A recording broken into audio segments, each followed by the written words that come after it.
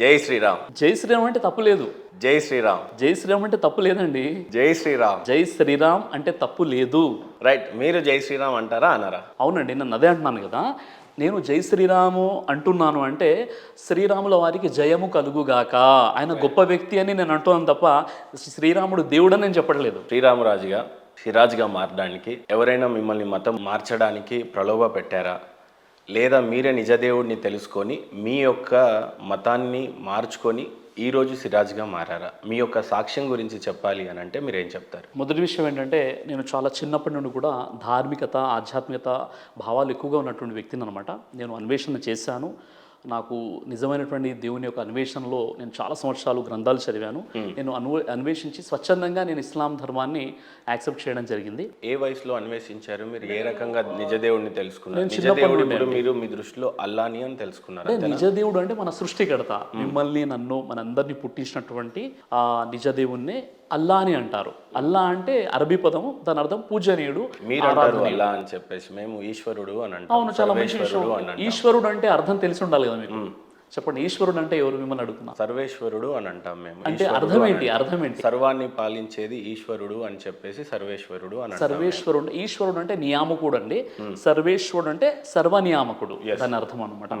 అల్లా అంటే ఆరాధననీయుడు, పూజనీయుడు అని అర్థాలు వస్తాయి. రైట్. మీ సాక్ష్యం అయిపోయిన తర్వాత will go for the debate please. అయితే నా సాక్ష్యం చెప్పే ముందు ఒక చిన్న విషయం అండి. ఎందుకో మీరు హిందువుగా చెప్పుకోవడానికి మిమ్మల్ని వేషధారణలో ప్రిటెండ్ చేసుకున్నారని రీసెంట్గా సంతోష్ గుడపాటి అని ఒక పంతులు గారు మిమ్మల్ని విమర్శించడం అయితే జరిగింది. అని అది నిజం నిర్భయంగా మీరే చెప్తారు అని వచ్చారు కాబట్టి స్టూడియోకి చాలా సంతోషం. చూడండి బ్రదర్, ఇక్కడ మీకు చూపిస్తున్నానండి.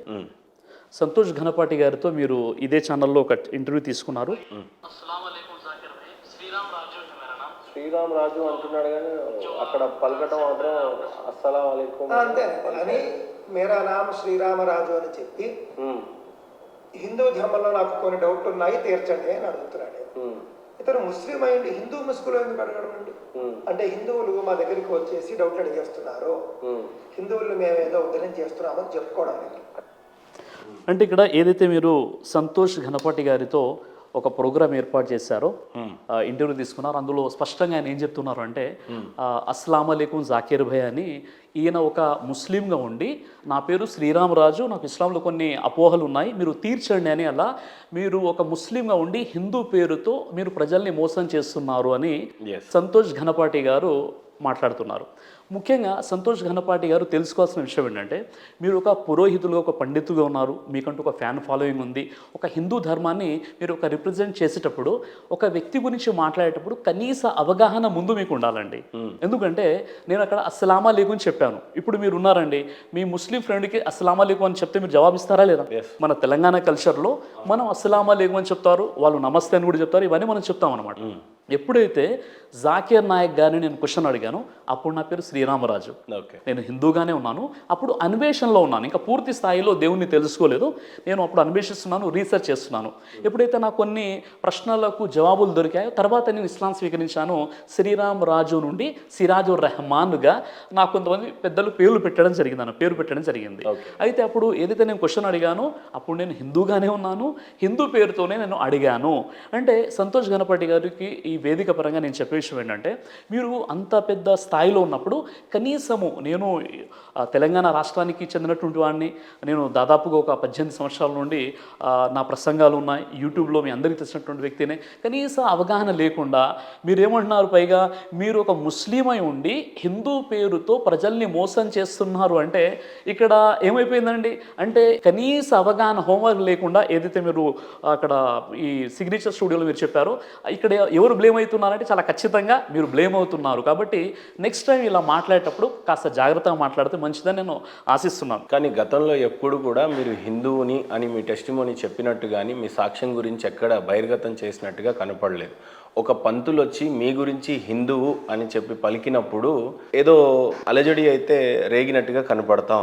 ఎందుకు హిందువుగా మిమ్మల్ని మీరు దాచుకోవాలనుకున్నారా? సాక్ష్యం చెప్పొద్దు అనుకున్నారా? ఇన్ని వేదికల మీద లక్షల మందిని అడ్రస్ చేసే సిరాజ్ గారు మీ సాక్ష్యం గురించి ఎందుకు అడ్రస్ చేసుకోలేదు? అసలు నిజంగా మీకు అంటూ సాక్ష్యం ఉంటే ఫస్ట్ సాక్ష్యం చెప్పండి ప్లీజ్. అయితే విషయం ఏంటంటే మహేందర్ గారు, ఒక విషయాన్ని తెలుసుకోవాలి.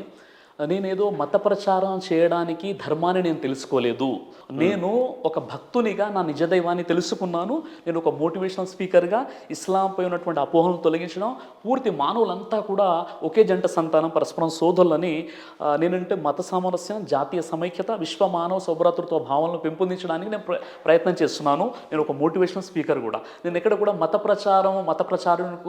ప్రచారకుడిగా నేను అవతారం ఎత్తలేదు. కాబట్టి నాకు ఎప్పుడు అవసరం ఏర్పడలేదు నా సాక్ష్యం పబ్లిక్కి చెప్పేసి నేను ముందు హిందూగా ఉండేవాడిని, ఇప్పుడు ఇస్లాంలోకి వచ్చేసానని చెప్పేటువంటి అవసరం నాకు ఏర్పడలేదు. కాబట్టి ఎప్పుడు నేను చెప్పలేదు. కానీ ఈరోజు అపోహ కొంత క్రియేట్ అయింది. మీకు ఒక మంచి ఇమేజ్ ఉన్న నేపథ్యంలో హిందువుగా ఉన్న మీరు క్రిస్టియన్గా మారుతారు అంటే ఒక ప్రాబ్లం అయితే, ఇస్లామిక్లోకి మారుతారు అనేది ఇంకో ప్రాబ్లం అయితే, క్రిస్టియాన్ని కాకుండా హిందూయిజాన్ని కాకుండా కేవలం ఇస్లామిక్ని పుచ్చుకున్నారు కాబట్టి అంత ఏముంది, ఏం అట్రాక్ట్ చేసి మిమ్మల్ని, అంత గొప్ప సాక్ష్యం ఉండాలి కదా మీకు అనేది ఉద్దేశం. చాలా మంచి ప్రశ్న అడిగారండి మహేందర్ గారు. మీరు చెప్పే విషయం ఏంటంటే, అవునండి, ఇప్పుడు మీరు ఒక హిందువు నుండి ఇస్లాం ధర్మాన్ని ఎందుకు స్వీకరించారు? ఒక ముస్లింగా కూడా ఉండాల్సి క్రిస్టియన్గా కావాల్సి ఉండే కదా, లేదా మీరు ముస్లింగా ఎందుకు వచ్చారు? దాని వెనుక ఉన్నటువంటి అంత గొప్ప సాక్ష్యం ఏంటి? హిందుత్వంలోనే వేద పండితులు అవ్వాల్సింది, లేకపోతే ఇంకా ఎక్కువగా అధ్యయనం చేసి దాంట్లో ఉన్న ఒక డివైన్ సిచ్యువేషన్కి కూడా చేరుకోవాలి అనేది ఉండాల్సిందే మీకు.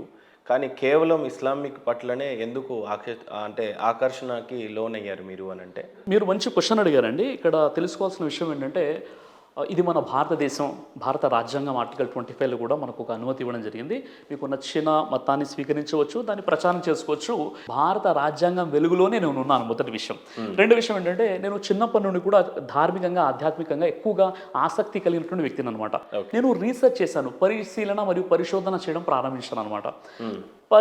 పరిశీలన చేసినప్పుడు నాకు కొన్ని విషయాలు ముందుకు వచ్చాయి. అదేంటంటే, నేను ఎందుకు ఇస్లాం ధర్మాన్ని స్వీకరించాను అన్న విషయాన్ని తెలుసుకోవడానికి నేను ఈ విషయాన్ని నా సాక్ష్యం చెప్తున్నానండి. ఆ సాక్ష్యం ఏంటంటే, ముందుగా వేదాల ప్రకారంగా దేవుడు ఒక్కడే అని అనేక ఆధారాలు ఉన్నాయి. దేవ ఏకహ ఏకం ఏవద్వితీయం, ఆయన ఒక్కడున్నాడు, అద్వితీయుడు కాడు అని చెప్పేసి బైబిల్లో కూడా దేవుడు ఒక్కడైనా ఉంది, ఖురాన్లో కూడా దేవుడు ఒక్కడైనా ఉంది. మరి దేవుడు ఒక్కడే అన్నప్పుడు ఆ ఒక్క దైవాన్ని ఎందుకు ఆరాధించట్లేదు? నిజంగా ఆ ఒక్క దైవాన్ని ఆరాధించేటటువంటి మతము, ధర్మము ఏదైనా ఉందా, ఎవరైనా ఉన్నారని నేను ఏం చేశానంటే, ఎప్పుడైతే గుడికి వెళ్ళానో గుళ్ళో విగ్రహాలు ఉన్నాయి, ఏకదైవ ఆరాధన జరగట్లేదు, బహుదైవోపాసన జరుగుతుంది. అలాగే ఎప్పుడైతే నేను చర్చ్కి వెళ్ళానో అక్కడ యేసుక్రీస్తు యొక్క బొమ్మ కనిపిస్తుంది, సిలువ బొమ్మ కనిపిస్తుంది, అక్కడ కూడా బహుదైవోపాసన కనిపిస్తుంది. కొంతమంది మరియంని పూజిస్తున్నారు. అలాగే ఎప్పుడైతే నేను దర్గాకి వెళ్ళిపోయానో దర్గాలో కూడా ఎవరో చనిపోయినటువంటి ఒక సమాధి యొక్క పూజ జరుగుతుంది. అంటే ఇక్కడ ఎప్పుడైతే నాకు వచ్చినటువంటి సందేహం ఏదైతే ఉందో, నన్ను పుట్టించినటువంటి దేవుడు ఒక్కడే ఉన్నప్పుడు ఆ ఒక్క దైవాన్ని ప్రజలు ఎందుకు ఆరాధించడం లేదు, మళ్ళీ ఆరాధించేవారు ఎవరు ఉన్నారని ఎప్పుడైతే నాకు సందేహం కలిగిందో, నేను ఎప్పుడైతే టెంపుల్కి వెళ్ళానో అక్కడ విగ్రహారాధన జరుగుతుంది, ఎప్పుడైతే చర్చ్కి వెళ్ళానో అక్కడ కూడా ప్రతిమల ఆరాధన జరుగుతుంది. అక్కడ కూడా ఒక విధంగా బహుదైవోపాసన, యేసుని, మరియమ్మని, సిలువని ఆ బొమ్మలు పెట్టుకున్నారు. అలానే నేను ఎప్పుడైతే దర్గాకి వెళ్ళిపోయానో అక్కడ కూడా సమాధులను ఆరాధిస్తున్నారు. ఇదే ఆలోచన, ఇదే నాకున్నటువంటి సందేహంతో ఎప్పుడైతే నేను మస్జిద్కి వెళ్ళానో ఆ మస్జిద్లో ఎలాంటి విగ్రహం లేదు, ఎలాంటి ఆకారం లేదు, ఎలాంటి చిత్రపటం లేదు, ఒకే సృష్టికర్త అయినటువంటి దైవాన్ని మాత్రమే వారు ఆరాధిస్తున్నారు. అప్పుడు నేను అనుకున్నాను, నిజంగా చెప్పాలి అంటే వేదాల ప్రకారంగా, బైబిల్ ప్రకారంగా, ఖురాన్ ప్రకారంగా పుట్టించినటువంటి దైవాన్ని ఆరాధించేటటువంటి వ్యక్తులు ఎవరైనా ఉన్నారు అంటే ఈ మస్జిద్లో ఆరాధించేవారే. కాబట్టి నేను ఆ మస్జిద్తో కనెక్ట్ అయిపోయాను. కానీ నాకెవరు కూడా మెయిన్ ఏంటంటే, ఇస్లాం సందేశం ఎవరు ఇవ్వలేదండి నాకు. ఎవరు నన్ను కన్వర్ట్ అవ్వండి అని చెప్పలేదు. ఇప్పుడు కూడా నేను కన్వర్ట్ అవ్వలేదు, నేను రివర్ట్ అయ్యాను. అంటే సనాతన ధర్మం, ఏ ధర్మం అయితే వేదాలలో బోధించడం జరిగిందో, ఏ ధర్మం అయితే బైబిల్లో బోధించడం జరిగిందో, ఏ ధర్మం అయితే ప్రవక్త ముహమ్మద్ సల్లల్లాహు అలైహి వసల్లం వారికి ఖురాన్ రూపంలో ఇవ్వడం జరిగిందో, ఆ ధర్మాన్ని నేను తెలుసుకున్నాను. అంటే నేను రివర్ట్ అయిన తర్వాత నేను కన్వర్ట్ అవ్వలేదు. మరో విషయం ఏంటంటే, ముస్లిం చాలామంది ఫ్రెండ్స్ ఉన్నారు, కానీ ఏ ముస్లిం నాకు ఇస్లాం గురించి చెప్పలేదు, ఏ మస్జిద్ వాళ్ళు కూడా నాకు ఇస్లాం గురించి చెప్పలేదు, ఎవరు కూడా నన్ను కన్వర్ట్ అవ్వండి అని చెప్పలేదు. స్వచ్ఛందంగా నాలో వచ్చినటువంటి కొన్ని ప్రశ్నలకు జవాబుగా నేను ఇస్లాం ధర్మానికి ఆకర్షిత అవ్వడం జరిగిందనమాట. సో ప్రధానంగా చెప్పడానికి సాక్ష్యం ఏముంది అని అంటే, మీ దగ్గర వేదాలలో చెప్పినటువంటి దేవుడు ఒక్కడే ఉన్నాడని చెప్పాడు, బైబిల్లో కూడా అదే చెప్పారు, ఖురాన్లో అదే చెప్పారు. కాకపోతే అక్కడ విగ్రహారాధన జరుగుతుంది, ఇక్కడ ఫోటోలు, సిలువలు ఉన్నాయి, ఇక్కడ దేవుడు అనేవాడు నాకు కనిపించలేదు మసీద్లో. కరెక్ట్గా ఏ రకంగా అయితే నేను అనుకున్నానో దేవుడిని అదే రకంగా ఆరాధన జరుగుతుంది, కాబట్టి నేను మతం మారాను అని అంటున్నారు. అంతేగాని లేఖనాలలో కానీ ఏదైనా అధ్యయనాల్లో కానీ ఎక్కడైనా మిమ్మల్ని బాగా అట్రాక్ట్ చేసి మీ సాక్ష్యాన్ని చాలా ప్రాపర్గా లాంచ్ చేయాలి అని అంటే మీరేం చెప్తారు? సరే ఇప్పుడు నేను మళ్ళీ అదే చెప్తున్నాను, నేను ఇక్కడ మత మార్పిడి చేసుకోలేదు. నేను సనాతన ధర్మంలోనే ఉన్నాను. ఏ ధర్మం అయితే వేదాల ప్రకారంగా, ఏ ధర్మం అయితే బైబిల్ ప్రకారంగా, ఏ ధర్మం అయితే ఖురాన్ ప్రకారంగా, అంటే ఏ దేవుడైతే ఆది నుండి కూడా ప్రవక్తలకు ఇస్తున్నటువంటి ధర్మం ఉందో ఆ ధర్మాన్ని నేను తెలుసుకున్నాను. అంటే నేను రివర్ట్ అయ్యాను తర్వాత తప్ప నేను కన్వర్ట్ అవ్వలేదు. సో మీ సాక్ష్యం కేవలం విగ్రహారాలను చూశాను ఇక్కడ చూడలేదు అనేదే సాక్ష్యమా? కరెక్ట్గా ఏమైనా మర్చిపోతున్నారా? ఒకసారి క్రాస్ చెక్ చేసుకోండి. సరే ఇప్పుడు ఇస్లాం ధర్మాన్ని మీరు ఎందుకు యాక్సెప్ట్ చేస్తారంటే 1,00,000 కారణాలు ఉండవచ్చు. అందులో ప్రధానమైనటువంటి ఒక కారణం చెప్పాను. ఇస్లాం ధర్మంలో ముఖ్యంగా నేను ప్రారంభంలో నేను చూసిన విషయం ఏంటంటే, ఇక్కడ ఇస్లాం ధర్మంలో రాజు అయినా, రైతు అయినా, ధనవంతుడైనా, పేదవాడైనా ఒకే వరుసలో నిలబడి నమాజ్ చదువుతాడు. ఎలాంటి తారతమ్యాలు ఉండవు. అదేవిధంగా ఒకే కంచంలో అందరూ కూర్చొని భోజనం చేస్తారు. మస్జిద్లో నమాజ్ చదివేటప్పుడు అందరూ కూడా భుజానికి భుజం, పాదానికి పాదం కలిపి మస్జిద్లో నిలబడి నమాజ్ చదువుకుంటారు. అక్కడ కూడా ఎలాంటి వ్యత్యాసం అనేది మీకు కనబడదు. ఎలాంటి కులాలు, ఎలాంటి అక్కడ తారతమ్యాలు, భేదాలు అనేవి ఇస్లాంలో ఎక్కడ కూడా కనిపించవు అనమాట. మానవులంతా సమానమే. తర్వాత నమాజ్ చేసేటువంటి విధానం ఏదైతే ఉందో చాలా అద్భుతమైనటువంటి విధానం. మనల్ని పుట్టించినటువంటి దైవాన్ని రోజుకు 5 పూటల ఆరాధించేటటువంటి విధానం, ఇవన్నీ కూడా చాలా అద్భుతమైనటువంటి విధానాలు ఇక్కడ మనకు ఇస్లాం ధర్మంలో కనిపిస్తున్నాయి. శ్రీరామరాజు అని మీ ఒరిజినల్ పేరు, ఇప్పుడు సిరాజ్గా మారారు అని అనుకుందాం. మీ అమ్మ నాన్నల పేరు ఏంటప్పుడు? సార్ మా నాన్న పేరు శ్రీరామాంజనేయులు, మా అమ్మ పేరు చంద్రకళ. వాళ్ళు ఇప్పుడు కూడా వాళ్ళు ఫాలో అవుతున్నారు. నేను తెలుసుకున్నటువంటి ధర్మాన్ని నేను ఫాలో అవుతున్నాను. కాబట్టి ఇప్పుడు నా ఫ్రెండ్స్ ఎవరైతే ఉన్నారో, మా మదర్ ఎవరైతే ఉన్నారో అందరు కూడా నన్ను రాజు అని పిలుస్తారు. నేను పలుకుతాను. సరే, బాహ్య ప్రపంచానికి ఏమున్నా మీ ప్రొఫెషనల్ ప్రపంచానికి వచ్చేసరికి మీకంటూ కొన్ని ఐడి ప్రూఫ్లు కేటాయించబడతాయి. సో మీరు ఏ మతాన్ని సూచిస్తూ మీ సర్టిఫికెట్స్ని తయారు చేస్తున్నారు? ఇస్లాంలో మీ పేరు సిరాజ్ ఉంటే మరి అమ్మ నాన్నల పేరు అదే ఉంచారా, మార్చారా? అదే పేర్లు ఉన్నాయండి. ఖచ్చితంగా యాక్సెప్ట్ చేస్తారా? అలా ఎక్కడ ఆపలేదా? ఏదైనా వీసా దగ్గర, ఫ్లైట్ టికెట్స్ దగ్గర అలా మీకు పేర్లు అలాంటి ప్రాబ్లం ఏం లేదు. ఓకే, అవే పేర్లు ఉన్నాయి. సో ఇప్పటికీ వాళ్ళు అదే ఉన్నారు కాబట్టి మీరు ఎప్పుడేమో ఇస్లాంని స్వీకరించారు. కాసేపు అంతే అనుకుందాం, మీరు సనాతన ధర్మం అనండి, నేను ఇస్లామీ అని అంటాను. సో ఇప్పుడు అమ్మ నాన్నలు అనేది హిందూగానే ఉన్నారు ఇంకా స్టిల్. సో వాళ్ళు నరకానికి వెళ్తారు కదండి. మరి వాళ్ళు ఏకదేవ ఆరాధన అంటే ఇప్పుడు మా మదర్ అయినా ఫాదర్ అయినా ఏకదేవ ఆరాధన, పుట్టించినటువంటి దైవాన్ని వాళ్ళు ఆరాధిస్తున్నారు. ఏకదేవ ఆరాధన చేస్తున్నారు వాళ్ళు. అంటే ఇంకా మీ అమ్మనాన్నలు మీ దృష్టిలో విగ్రహారాధన చేస్తున్నారు, కానీ మీ దృష్టిలో వాళ్ళు ఖచ్చితంగా నరకానికి వెళ్తారు అని తెలిసి కూడా మీరు ఏ రకంగా మనోవేదన ఉంటుంది కదా, కంపల్సరీ నా తల్లిదండ్రులు పోతారు. ఇక్కడ మహమ్మద్ ప్రవక్త పీస్ ఆఫ్ ఆన్ హిమ్, ఈయనని నమ్మకపోతే ఖచ్చితంగా నరకానికి వెళ్తారు అనేది రాస్తుంది ఖురాన్లో. ఈయన ద్వారానే ఉంటుంది అనేది కూడా కొన్నిసార్లు ఉంటుంది. ఖురాన్లో మొహమ్మద్ ప్రవక్త వారిని నమ్మితేనే స్వర్గానికి వెళ్తారు, లేదంటే నరకానికి వెళ్తారు అంటే ఖురాన్లో ఎక్కడ ఉంది? నేను ఇంకోసారి రిపీట్ చేస్తున్నా, ఖురాన్లో మహమ్మద్ ప్రవక్తని ఈయనని తెలుసుకొని ఈయన ద్వారా స్వర్గానికి గేట్ దగ్గర అనుమతి ఉంటుంది, ఉండదు? అది కూడా లేదు. రెండు లేవు. మీరు చెప్పిన నేను మళ్ళీ ఇంకోసారి అడుగుతున్నాను సార్, మీరు 10 సార్లు అడిగినా లేవు. మహమ్మద్ ప్రవక్త గారిని నమ్మి ఆయనను తెలుసుకొని ఆయన చెప్పినటువంటి బోధలను తెలుసుకొని అక్కడ గేట్ ఉంటుంది కదా, స్వర్గం యొక్క గేటు, నరకం యొక్క గేట్ దగ్గర ఈయనను నమ్మి ఈయనను తెలుసుకుంటే కానీ నరకానికి కానీ స్వర్గానికి కానీ అలా లేదండి. అలా ఏం లేదు. ఖురాన్ లేదు అలా. ఓకే, ఏం చేస్తే స్వర్గ నరకాలకి దారులు ఉన్నాయని ఖురాన్ చెప్తా ఉంది? ఖురాన్లో సూరే బహరా సూరా నంబర్ 2 ఆయత్ నంబర్ 62లో చాలా స్పష్టంగా ఉంది. ఏమని రాసి? ఎవరైతే అల్లాను అంతిమ దినాన్ని విశ్వసించి మంచి పనులు చేస్తారో వారికి భయము కానీ విషాదం కానీ కలిగేటటువంటి అవకాశాలు లేవు, వారు స్వర్గానికి వెళ్తారు. చాలా స్పష్టంగా ఉంది. అంటే అల్లా అన్నది అరబీ పదం అండి. అల్లా అన్న పదాన్ని మనం తెలుగులో చెప్పాలంటే దేవుడు. ఎవరైతే దేవుణ్ణి జడ్జ్మెంట్ డేని నమ్ముతారో, మంచి పనులు చేస్తారో వారు స్వర్గానికి వెళ్ళిపోతారు. సార్ అసలు నాకు ఒక డౌట్ ఏంటంటే, దేవుడు ఉన్నాడు కరెక్ట్, ఒకరే దేవుడు ఉండాలి అనేది మీ సిద్ధాంతం. ఆ దేవుడి పేరు ఏంటి సార్? దేవుడు పేరు ఏంటంటే అరబ్బీలో అల్లా అంటారండి. ఓకే, ఇప్పుడు ఉదాహరణకి నేను అంటున్నాను, మీరు అన్నారు దేవుణ్ణి నమ్ముకోండి అని మిమ్మల్ని అన్నాను అనుకోండి, మీరు ఏమంటారు? వెంటనే ఏమంటారు? దేవుని నమ్ముకోండి అంటే ఏమంటారు? ఏ దేవుడిని నమ్ముకోవాలి అని అంటారు. దేవుడు అన్న పదమే సరైనదైతే ఏ దేవుడు అన్న ఆలోచన మీకు ఎందుకు వస్తుంది? అవునా కదా? దేవుడు అంటే గాడ్, గాడ్స్, గాడెస్ అవునా కదండి. తర్వాత మీరు ముందు గాడ్ ఫాదర్, గాడ్ మదర్, ఇలా ఏంటంటే బహువచనము ఏకవచనం నుండి అది ఏంటంటే మళ్ళీ బహువచనము, స్త్రీలింగము, ఇలా మొత్తం మార్పు చెరుపులో గురైపోయింది. అదేవిధంగా మీరు అల్లా అన్న పదం ఎక్కడైతే చెప్తారో అల్లాలు అన్న పదం ఉండదు అక్కడ. అంటే అల్లా అంటే సృష్టికర్త అండి. అల్లా అంటే అల్లా అంటే అరబిక్ లో దేవుడిని అల్లా అని అంటారు అరబిక్ లో. తెలుగులో ఏమనాలి మరి అప్పుడు అల్లాని? దేవుడు అనాలి అంతే. దేవుడు సృష్టికర్త. అప్పుడు దేవుడికి పేరు అనేది ఏం లేదా? లేదండి, ఆరాధనకు అర్హుడు.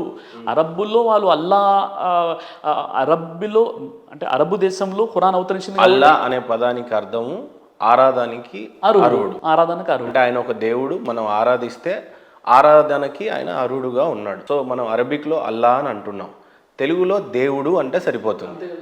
సర్వేశ్వరుడు, ఈశ్వరుడు, అల్లా ఇలా ఏం చెప్పడానికి లేదు. సర్వేశ్వరుడు అంటే సర్వనియామకుడు. అదేవిధంగా అల్లా అంటే సర్వేశ్వరుడు అని అంటే ఎవరు మీ దృష్టిలో? సర్వానికి ఈశ్వరుడు అనేది నా ఉద్దేశం. అవునండి. మీ ఉద్దేశంలో ఏంటి సర్వేశ్వరుడు? అంతే అనమాట, మీరు చెప్పిన విషయమే. సర్వేశ్వరుడు అంటే సమస్త నియామకుడు, ఈశ్వర్ అంటే నియామకుడు. ఓకే. సమస్త నియామకుడు అల్ బారి అంటారు అరబ్బీలో. సమస్త నియామకుడు. ఓకే. ఇప్పుడు దైవానికి ఖురాన్ ప్రకారంగా 99 పేర్లు ఉన్నాయి. ఇప్పుడు హిందూ మతంలో కూడా చాలా పేర్లు ఉన్నాయి దైవానికి సంబంధించి, అందులో ఒక పేరు అనమాట. ఓకే. కాబట్టి మనం ఓవరాల్గా మనం ఇక్కడ తెలుసుకోవాల్సిన విషయం ఏంటంటే, ఇక్కడ అల్లా అనగానే మీరు అపోహ గురైపోతున్నారు. అల్లా అంటే అరబ్బుల దేవుడు, అల్లా అంటే ముస్లింల దేవుడు. నేను చెప్పే విషయం ఏంటంటే అల్లా అంటే మనందరినీ. మరి మీరెందుకు ఇండియాలో ఉన్నప్పుడు దేవుడు అని పలకకుండా ప్రతిసారి అల్లా అని పలుకుతున్నారు? అరబిక్ వాళ్ళు అరబిక్లో అల్లా అని పలుకుతున్నప్పుడు చాలా అందంగా ఉంది కదా. మీరు తెలుగులో చెప్తున్నప్పుడు దేవుడిని నమ్మండి అనాలి కానీ అల్లాని నమ్మండి అని ఎందుకు అంటున్నారు? అరబిక్నే ఎందుకు పలుకుతున్నారు? ప్రవచనాలు మొత్తం తెలుగులో చెప్తూ చివరికి దేవుడి పేరుకి రాగానే అల్లా అని ఎందుకు చెప్తున్నారు? దేవుడే అనొచ్చు కదా, ఈశ్వరుడే అనొచ్చు కదా. ఇప్పుడు మీరు ఈశ్వరుడిని నమ్మండి అని మీరు అనొచ్చు కదా, ఇదే ప్రవచించాలి కదా. కరెక్ట్ చెప్పారు మీరు. ఇక్కడ ముస్లిం ధార్మిక పండితులు, ముస్లిం ఉలమాలు, ముస్లిం స్పీకర్ చేసే పెద్ద పొరపాటు ఏంటంటే, ఒకప్పుడు అలాంటి పొరపాట్లు మేము కూడా చేశాము. ఆ విషయం ఏంటంటే, అల్లా అనేటటువంటి పదం ఎక్కడైతే వచ్చిందో అక్కడ దేవుడు, ఆరాధనకు అర్హుడు అని చెప్పాలి. అదే సంస్కృతంలో ట్రాన్స్లేషన్ చేస్తే మనకు సర్వేశ్వరుడు, సమస్త నియామకుడు అయిపోతాడు. కాబట్టి ఇక్కడ భాషాపరమైన వ్యత్యాసంతోనే మీ దేవుడు మా దేవుడు వేరు వేరే అనే ఆలోచనలు వస్తున్నాయి. కాబట్టి ఈ భాషాపరమైన వ్యత్యాసాన్ని మనం దూరం చేయాలి. ఓకే.